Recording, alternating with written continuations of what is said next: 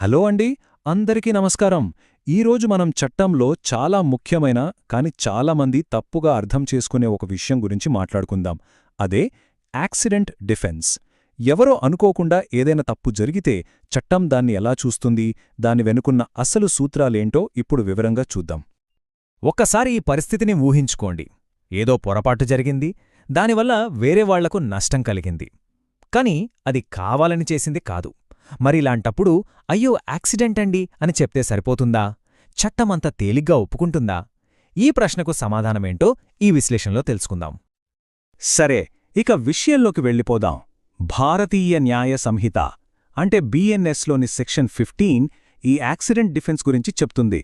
దీన్ని మనం చాలా సింపుల్గా అర్థం చేసుకోవడానికి మనకు ఇద్దరు వ్యక్తులు సహాయం చేస్తారు. ఒకరు అనుభవజ్ఞుడైన సురేష్, మరొకరు అన్నీ తెలుసుకోవాలని ఆసక్తిగా ఉండే రామయ్య. వాళ్ళిద్దరి మాటల్లోనే ఈ చట్టాన్ని విడమర్చి చూద్దాం. చూడండి, సురేష్ ఎంత సింపుల్గా చెప్పేశారో. చట్టం ప్రకారం ప్రమాదమంటే ఏదో అనుకోకుండా జరిగిపోవడం కాదు. మనం తీసుకోవాల్సిన అన్ని జాగ్రత్తను తీసుకుంటున్నప్పుడు కూడా మన కంట్రోల్ దాటి జరిగే సంఘటన. ఈ ఒక్క మాట ఈ టాపిక్ మొత్తాన్ని అర్థం చేసుకోవడానికి ఒక మంచి పునాది లాంటిది. అయితే కథ ఇక్కడితో అయిపోలేదు.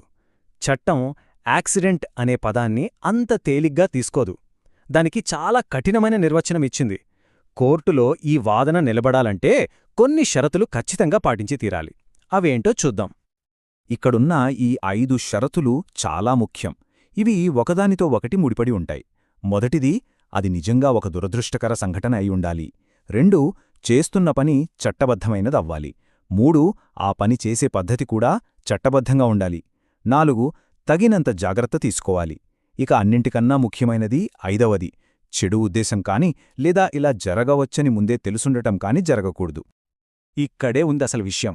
ఇది అన్నీ లేదా ఏమీ లేదు అన్నట్టు. ఈ 5 షరతులు ఒక గొలుసులాంటివి. అందులో ఒక్క లింక్ తెగిపోయినా సరే మొత్తం గొలుసు పనికిరాదు. అలాగే ఈ 5ంటిలో ఏ ఒక్క షరతు పాటించకపోయినా చట్టం దాన్ని యాక్సిడెంట్గా అంగీకరించదు. ఈ విషయంలో చట్టం చాలా స్ట్రిక్ట్గా ఉంటుంది. ఇప్పుడు మనం ఈ విశ్లేషణలో అత్యంత కీలకమైన భాగానికి వచ్చాం. నిజమైన ప్రమాదానికి, శిక్ష పడే నిర్లక్ష్యానికి మధ్య తేడా ఏంటి? ఈ రెండింటి మధ్య గీత చాలా సన్నగా అనిపించొచ్చు, కాని చట్టం ఆ గీతను చాలా స్పష్టంగా గీసింది. అదేంటో చూద్దాం. ముందుకు వెళ్లే ముందు ఒక చిన్న కన్ఫ్యూజన్ క్లియర్ చేసుకుందాం. చాలామంది అవసరం అంటే నెసెసిటీకి, ప్రమాదం అంటే యాక్సిడెంట్కి మధ్య తేడా తెలియక ఇబ్బంది పడతారు. చూడండి, అవసరమంటే ఒక పెద్ద నష్టాన్ని ఆపడానికి తప్పనిసరి పరిస్థితుల్లో ఒక చిన్న తప్పు చేశాను అని చెప్పడం.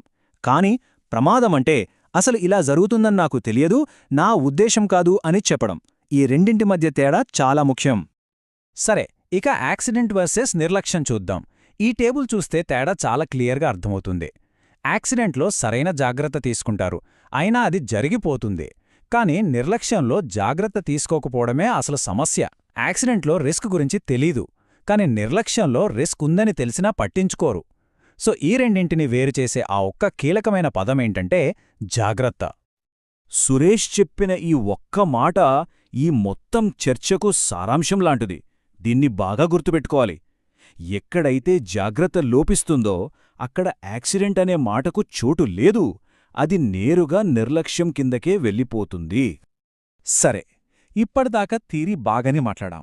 కాని నిజ జీవితంలో ఈ చట్టం ఎలా పనిచేస్తుంది?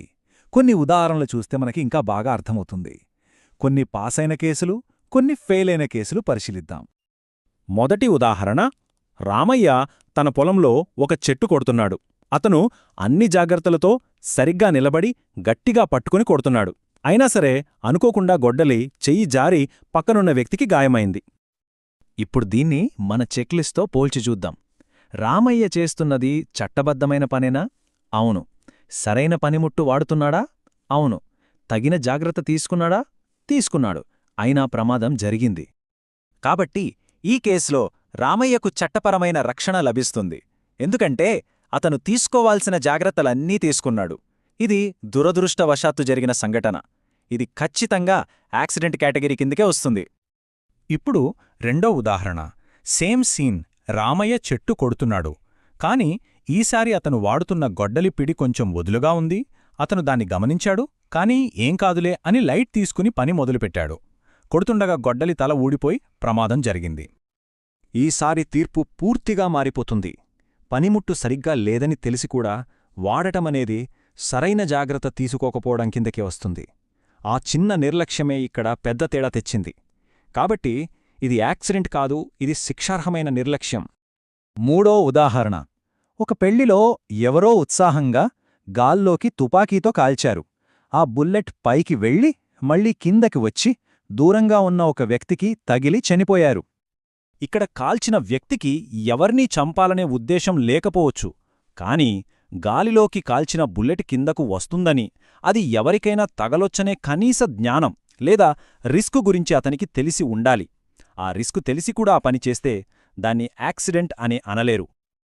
ఇక చివరిది మనందరికీ తెలిసిన ఉదాహరణ. ఒక వ్యక్తి మద్యం సేవించి కారు నడుపుతూ ఒక యాక్సిడెంట్ చేశాడు.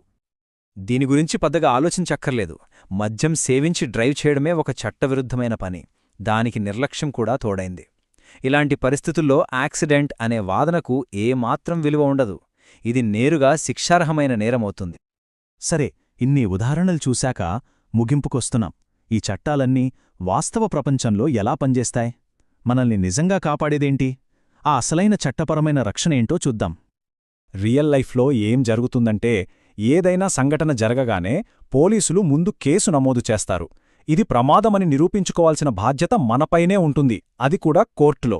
మనం అన్ని జాగ్రత్తలు తీసుకున్నామని ఆధారాలతో సహా చూపించగలగాలి.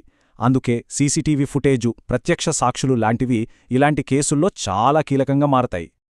ఈ విశ్లేషణంతా విన్న తర్వాత రామయ్యకు విషయం పూర్తిగా అర్థమైంది.